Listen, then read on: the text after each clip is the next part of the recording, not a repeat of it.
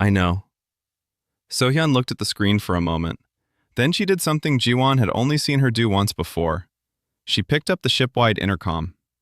All hands, this is the captain. You know the situation. I'm not going to tell you what you already know, and I'm not going to pretend this is going to be clean. What I'll say is, 11 crew, 1 ship. And we answered when nobody else did. Let's not stop now. She clicked off, looked at Jiwon. Get Byung-jun on the line and tell him I need to know if the Tail Soul has anything left in her. Jiwon was already at her console. On it. What happened next was 6 minutes of coordinated, controlled chaos, which was somehow worse than uncontrolled chaos because everyone knew exactly what they were doing and the math still didn't completely add up. Byung-jun confirmed that the Tail Soul had 1 functional weapons emplacement. Low power, not designed for combat, but pointed in the right direction. The Tasari pilot, a quiet person named Saev who had a splint on one arm and hadn't said more than 10 words since coming aboard, went back across the docking ring to fly her own ship because Reha asked her to, and she went without hesitation. Reha stayed on the Gwanghae's bridge. Nobody had exactly invited her, but nobody had stopped her either, and she stood at the back near the navigation console and was very still, and didn't ask questions and didn't get in anyone's way, which Jiwon appreciated more than she could have articulated. The Keth ships came in fast and angled for a flanking split, which was smart. Split the return fire, force a choice. Sohyun anticipated it. She'd flown enough survey routes through contested space to have opinions about threat vectors, and she rotated the Gwanghae so that the narrowest profile faced the split, and Byung-jun fired the railgun at the lead ship with the unhurried precision of someone who was working with a limited supply and knew it. The shot hit. Not perfectly, it clipped the forward drive assembly, which sent the lead ship into an uncontrolled rotation that took it out of weapons range in about 30 seconds. The Tail Soul's single emplacement caught the second ship across its communications array. Also not a kill, but enough to blind it. And then both enemy vessels did the sensible thing, which was stop pressing an engagement that was no longer going their way. They retreated to the edge of range. Sitting there again. Waiting. They'll call for reinforcements, Hyung-sik said. Probably, Sohyun agreed. She looked calmer than she had any right to be. How long for the Thesari chorus to respond to a royal distress signal at this distance? Jiwon checked. 6 hours, maybe 7. And for Keth reinforcements? Hyung-sik ran the calculation. 8, at minimum. Then we have a window. Sohyun leaned back in her chair. We hold the window. The next 6 hours were quiet, in the way that only happens when everyone is too tired for noise. Jiwon sat at her console with cooling tea and monitored the 2 contacts at the range boundary, which mostly consisted of watching 2 dots not move and updating the same 3 numbers on her screen. Around hour 2 of the wait, she heard footsteps, and Reha appeared at her elbow, holding 2 cups. One was tea, one was coffee from the auto brewer. It gave this to me without argument, Reha said, setting the coffee down beside Jiwon's hand. I asked it politely. I'm going to start being nicer to that machine out of pure spite, Jiwon muttered, but she took the cup. Reha sat in the empty chair at the adjacent console, the secondary communications seat, which hadn't been used since their previous comm officer transferred out 8 months ago. She wrapped both hands around her own cup and was quiet for a moment. The convocation, she said eventually, the one they're trying to prevent me from attending. It determines which of the 3 factions holds the sovereign weave for the next 12 years. She paused. I'm the tie-breaking voice, literally. The 3-voice system is meant to ensure consensus. When consensus fails, the 3rd voice casts the deciding vote. Jiwon glanced at her. Which way are you going to vote? For the faction that doesn't hire Kethwraith pirates. Reha's jawlight had returned to that warm, unnamed color. Among other reasons. Jiwon smiled at that, briefly. Seems reasonable. Another quiet. The ship breathed around them.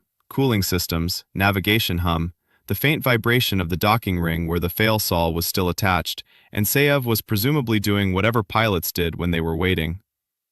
You made a mistake, Reha said. In the greeting. When you met me at the airlock. Jiwon groaned quietly. I know. I said the wrong syllable and it became something about shoes. Boots, specifically. The jawlight flickered. But you kept going. You didn't freeze or apologize excessively. You... She seemed to be searching for the right word. You adapted. You made a joke of it, and then you moved forward. I didn't really have a better option. Most people, when they make mistakes in front of someone of my station, either become overly formal trying to recover, or become so apologetic that the original error is forgotten, but the apology becomes its own problem. Reha looked at her cup. You just kept moving. Jiwan wasn't entirely sure what to do with that. Is that a Thesari compliment or a human one? I don't know, Reha admitted. I'm not used to the distinction being unclear. They sat with that for a while, and the silence felt different from before. Not the silence of two strangers waiting out a crisis, but something warmer. The kind of silence that means two people have stopped performing for each other. The blue, Jiwan said. Reha looked at her. Your bioluminescence. It went blue several times when we were talking. I don't know what that means. Jiwan paused. The amber was obvious in context. The no color was... I figured that out. But the blue I couldn't place. A long moment. The warm color deepened. There isn't a good translation, Reha said. In the Thal chorus, we would say Velsiren, something like... She stopped, started again. It is the feeling of unexpected recognition. When you encounter something that you didn't know you were looking for. Jiwan stared at the console in front of her, looked at the two dots that hadn't moved. Oh, she said. Reha said nothing. The warm color held, undiminished. The Thesari response arrived at 6 hours and 40 minutes, which was faster than projected and in considerably greater numbers. 3 Chorus warships, formal livery, the kind of vessels that made the Keth contacts at the range boundary do rapid calculations and then, apparently, decide they had somewhere else to be. By the time the lead warship established contact, both pirate ships were already gone, their engine signatures fading into the background radiation of the nebula. The commander of the lead warship was an older Thesari in full formal dress who stared at the Guanghe for a long moment before speaking. This is a CF-7 survey frigate, he said. It is, So-Yun confirmed pleasantly. You defended a royal vessel with a railgun and some improvisation, yes. So-Yun did not appear to feel any need to apologize for this. There was a pause. The commander looked slightly like a man whose mental model of the situation was not surviving contact with reality. The third voice is unharmed? On my bridge, So-Yun said. She's been very helpful, actually. Reha stepped forward into comm range. She and the commander exchanged something in rapid Thesari that the translation software handled at about 60%, which was enough for Jiwan to get the shape of it. Formal acknowledgement of the situation, status of crew, logistics of the transfer. At one point, the commander said something that made Reha's bioluminescence flare briefly. Amber, but sharp, like a word had pricked her. And she replied in a tone that was quiet but completely firm, and the commander didn't push it. Later, after the logistics were settled, and the Thale Sol was being towed into proper dock position by the chorus vessels, and Yan Su was signing over the injured crew with the meticulous documentation of a medic who never trusted another facility's records, Jiwan found Reha at the airlock again. This time they were on the same side of it. The commander said something, Jiwan said, about the transfer. You corrected him. Reha considered not answering. Jiwan could see her weighing it. Then she said, he suggested that the Guanghe should be released and given a standard rescue commendation, payment of damages, and a formal letter of thanks. That sounds reasonable? It is the protocol. Reha looked at the airlock and past it, at the Thale Sol hanging in space with its repaired nodes. But I told him that wasn't sufficient, that I would be filing a personal notation in the Thal record, an acknowledgement by name. Jiwan was quiet. It means something, in our records, Reha said, to be acknowledged by name, by a voice. It doesn't change your life, but it... She paused. It means you existed in relation to someone who mattered, that the record knows you were here. That matters to you. Reha turned to look at her. You were here, she said. You came when others didn't. You kept moving when things went wrong. You asked about my bioluminescence instead of pretending you didn't notice. She was very still, in that Thesari way that wasn't coldness, but something else. I noticed things too, Ensign Beck. Jiwan became aware that her heart was doing something it wasn't supposed to do on a professional level. "The convocation," she said. 9 days. "Yes." "After that?" "After that, the composition of the chorus changes. My schedule will be," Reha paused, "less life-threatening, ideally." "That's good," Jiwan paused. "I mean, for obvious reasons. I'm not saying—" "I know," Reha said. The warm color was very steady now. "I know what you're not saying." They stood there. The airlock hummed between them. The coffee machine somewhere behind Jiwan was almost certainly plotting something. "The Guanghe's next survey route," Jiwan said. "It passes through the Thesari border region in about 3 months." Reha's secondary eyelids flickered. That raised eyebrow equivalent. "Does it?" Hyungsik mentioned it this morning. She hadn't actually confirmed this with Hyungsik. She was going to confirm it with Hyungsik the moment she was off this airlock. "The dust shelf survey extends further than the original brief." 3 months, Reha said slowly, "give or take." A pause that stretched out long enough to notice. "I will file the route with the chorus notification system," Reha said, with great formality and also what was definitely, unambiguously, a jaw light the color of something warm enough to sit beside on a cold evening. "So there are no navigational surprises." "Very practical," Jiwan agreed, and she meant several things at once, and from the way the light shifted, Reha heard all of them. The transfer took another 3 hours, and then the chorus warships folded out one by one, taking the Fail Sol in gentle tow, and the Guanghe was alone again in the outer dust shelf of the Kirin Nebula, with its mediocre sensor array and its temperamental coffee machine, and its 11 crew who had done something that the official report would probably describe as unauthorized tactical engagement of civilian vessel in defense of royal personage, but that Jiwan intended to describe in her own journal simply as answered. Sohyun filed the report, ordered ramyun for everyone, and went back to her novel. Byungjun went below to explain to the railgun cooling system why it had exceeded its parameters and why it had done the right thing anyway. Jiwan sat at her console with a coffee that the machine had produced without complaint. Maybe it had heard something. Maybe it was in a better mood. Maybe it had developed Velfon and decided today wasn't the day to be difficult, and she read through the translation databases until she found what she was looking for. Velsarin. The feeling of unexpected recognition. The thing you didn't know you were looking for. She saved it in her working vocabulary file, filed it under useful, which was the category she gave to things she intended to use again. Outside the viewport, the nebula drifted past in the slow colors of deep space.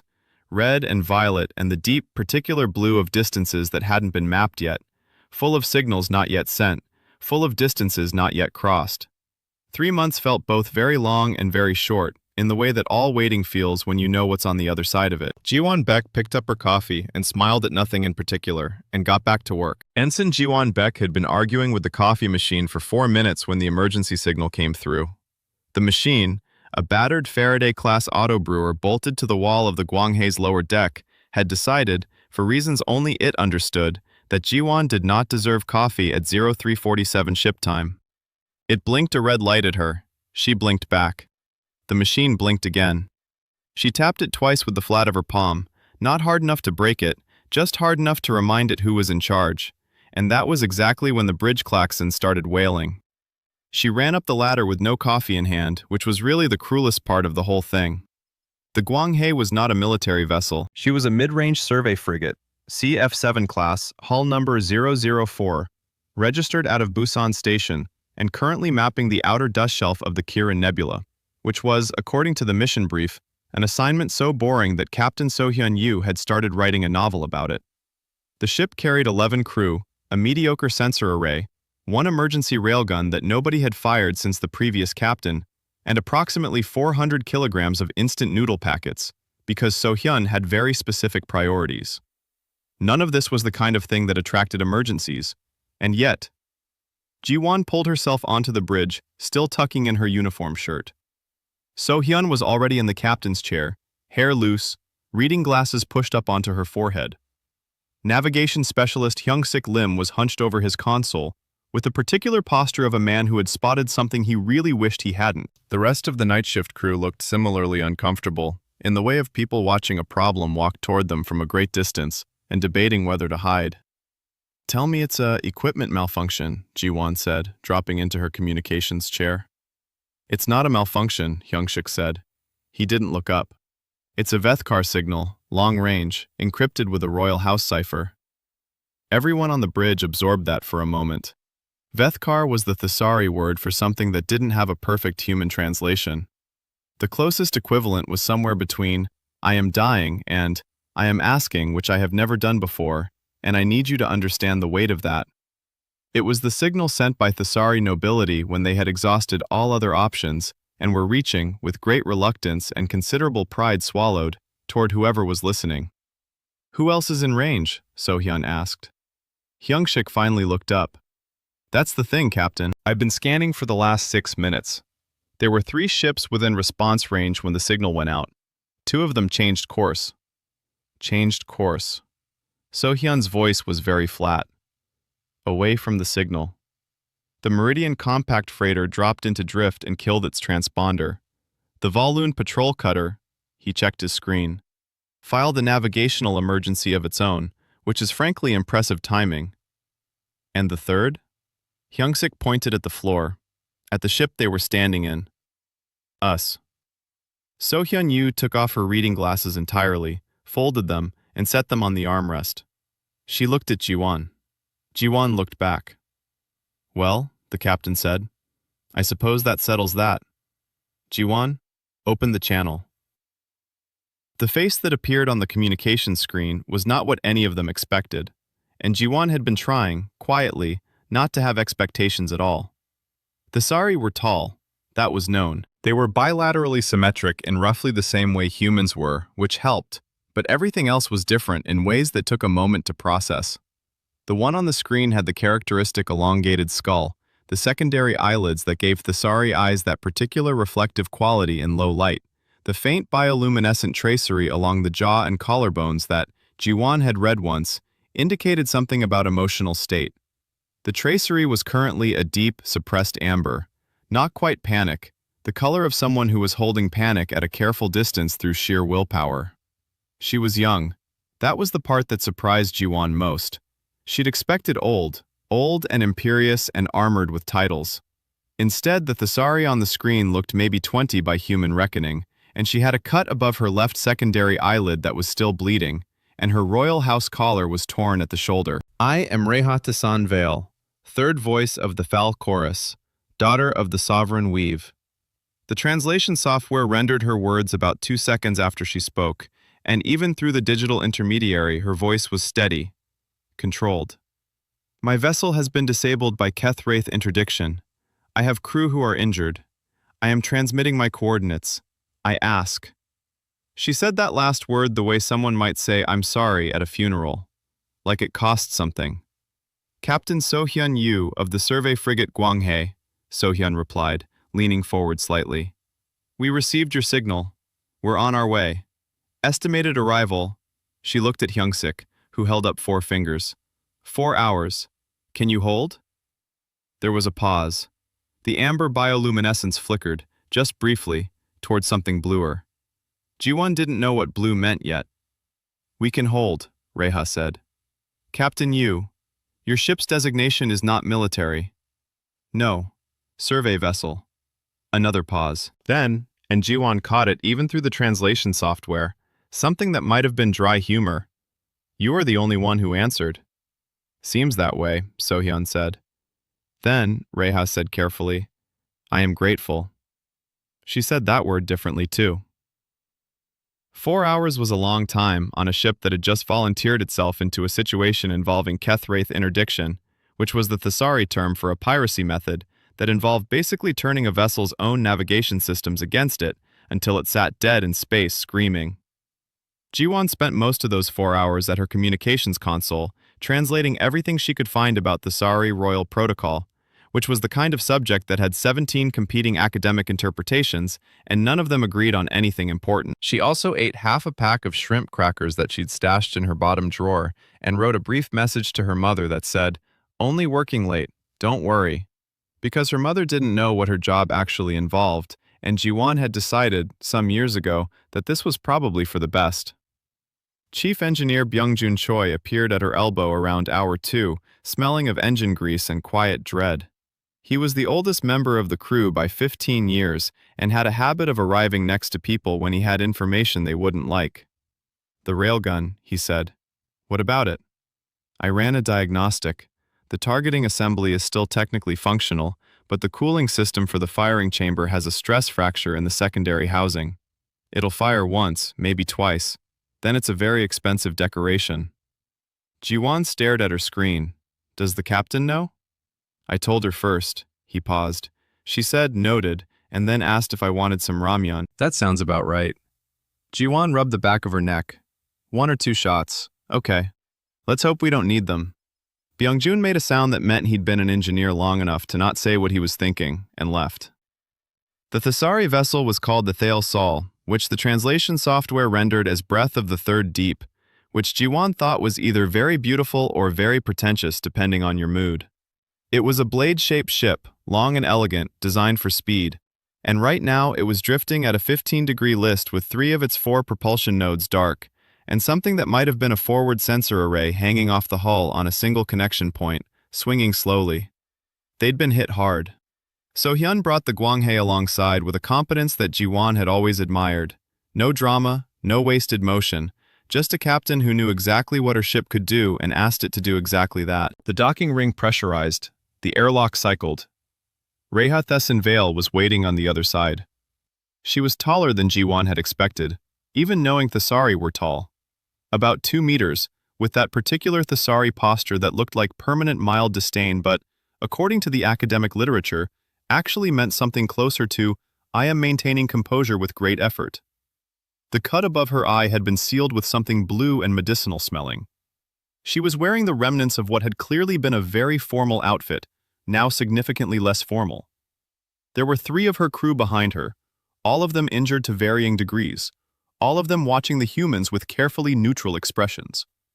Ji-won was the one who'd gone to meet them, because she was the communications officer, and also because So-hyun had said, "You speak the most Thesari," and Ji-won had said, "I speak about 40 words of Thesari," and So-hyun had said, "More than anyone else on the ship." So here she was. She'd practiced a greeting in Thesari that was supposed to mean something like, "You are welcome here, and I hope your journey has been bearable," which was apparently the correct thing to say when receiving someone who had transmitted a Vethkar signal. She opened her mouth to say it. What came out was the phrase for, "Your boots are very clean," because her brain had briefly misplaced syllables under pressure. There was a silence. One of the Thesari crew made a very small sound that might, in other circumstances, have been a laugh. Reha looked at Ji-won for a moment. The bioluminescence along her jaw flickered, blue again, that color Ji-won still hadn't categorized, and then, slow and deliberate, she replied in halting, accented universal standard. "Thank you.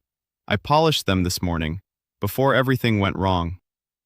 Ji-won felt the tension in her shoulders drop about 3 centimeters. "Ensign Ji-won Beck, Gwanghei Communications. I'm sorry, my Thesari is terrible." "Your attempt was honorable." Reha glanced at the ship around them, taking it in with the careful attention of someone assessing a situation. "This is a survey vessel." "Yes." "It is very small." "We're aware." Reha's jawlight flickered again. "Nevertheless, you came." She paused. "The others did not." Ji-won didn't have an answer for that. She just nodded and stepped back to let them aboard. The next 6 hours were the most complicated of Ji-won's career, and she had once spent 3 days mediating a dispute between 2 alien survey teams over a rock. The injured Thesari crew, 4 of them in total, the 3 at the airlock and 1 more who'd been carried, turned out to have injuries that human medical equipment could treat partially but not perfectly, because Thesari physiology was close enough to humanoid to be frustrating. Their medic, Yunsu Shin, worked alongside the Thesari ship's physician with a combination of translated reference texts, hand gestures, and 2 occasions where Ji-won was called in to translate and had to do it in universal standard because her Thesari was still a disaster. Meanwhile, Byung-jun and his team were doing emergency repairs on the Thale Sol via remote drone, because it turned out that whatever the Kethwraith interdiction had done to the navigation systems had left a backdoor process running that would lock down the ship again if anyone went aboard. That had taken Byung-jun about 20 minutes to diagnose and another 2 hours to fix, during which he did not eat any ramyun and did not speak to anyone except to occasionally say, almost, in a tone of voice that suggested he was lying. So-hyun was handling the external problem. There were 2 signatures at the edge of sensor range that had been there since they arrived and weren't moving. Just watching. And Ji-won was handling Reha. This was not a task she had been assigned. It had simply become clear, around hour 2, that Reha was not going to sit quietly in the guest berth they'd set aside, and that someone needed to walk alongside her as she moved through the Gwanghae with that careful, observational gaze, and that Ji-won was the only person available who spoke enough universal standard to keep up with her. This, Reha said, stopping in front of the auto brewer on the lower deck. She studied it. Coffee machine, Ji-won said. Or it's supposed to be. It's temperamental. Reha reached out and touched the casing, very lightly, with the backs of her fingers. The sorry way of testing texture, Ji-won remembered from something she'd read. You argued with it, Reha said. When my signal came through. I heard it in the background. Ji-won stared. The channel was open that early? The Veth-Kar cipher opens the channel on transmission. I heard you. A pause. You told it that it was being unreasonable. I maintain that position. The jaw light flickered, blue, and then something warmer. Ji-won was starting to think blue was thoughtfulness maybe, or something adjacent. The warmer color was harder to name. In the Thal chorus, Reha said, it would be considered poor form to argue with machinery. There are those who believe machinery has Velthan, something like dignity. To argue is to demean it. Does it work? The machinery still malfunctions, but one feels better about it. Ji-won considered this. That sounds like a significant advantage, honestly. Reha looked at her for a moment, that long secondary eyelid blink that the Sari used the way humans used a raised eyebrow. Then she pressed the auto brewer's panel with one finger, and to Ji-won's profound irritation, it immediately produced coffee. How? Ji-won said. I didn't argue, Reha said simply. The 2 sensor signatures at the edge of range moved in at hour 5. Ji-won was in the mess hall with Reha, who had eaten something from her own provisions and watched with what seemed like genuine scientific interest as Ji-won ate a bowl of ramyun. When Hyung-sik's voice came over the internal comm, with that particular tone of forced calm that meant he was considerably less calm than he sounded. Bridge to Ensign Beck. We have movement on those 2 contacts. Their Keth configuration, same type as what hit the Thale Sol. ETA to weapons range, 11 minutes. Reha set down her water vessel. Her bioluminescence went flat, all of it, all at once, which Ji-won hadn't seen before. No color at all, like someone turning off lights. They're here for me, Reha said. Her voice was still level. That control was starting to feel less like composure to Ji-won, and more like something Reha had practiced for a very long time, out of necessity.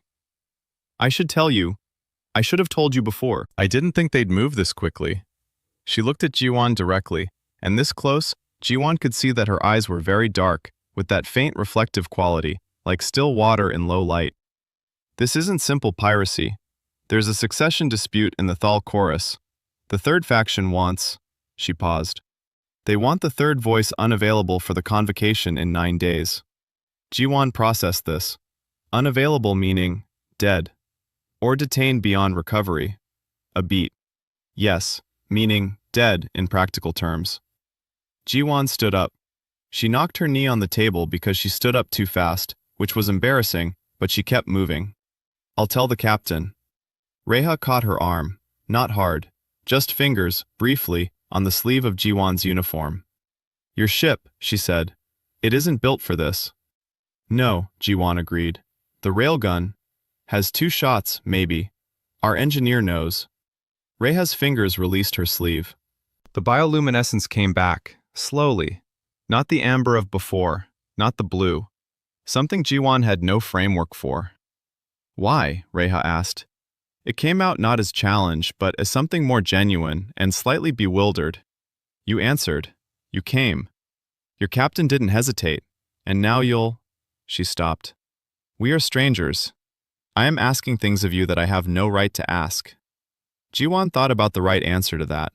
She thought about saying something about duty, or interstellar law, or the fact that they'd already come this far. None of it felt like the true thing. The other ships changed course, she said finally. I know why they did. It's practical. It makes sense. I'm not saying they're bad people, she paused. But I kept thinking, what if it were us out there, and nobody came? A long silence. Go, Reha said quietly. Go to your bridge. Sohyun had already run the calculation by the time Jiwon arrived. It was written on the captain's face, in the set of her jaw. That specific expression Jiwon had seen twice in 3 years, both times when Sohyun had decided to do something that the manual would probably not endorse. Succession dispute, Jiwon said. Hyungshik pulled the Thesari political files while you were below. Third faction, yes. Sohyun pulled up the tactical overlay. 2 contacts, closing. They're running modified Kethwraith platforms, faster than normal configuration. They want to be in and out before anyone else shows up. We have 2 shots.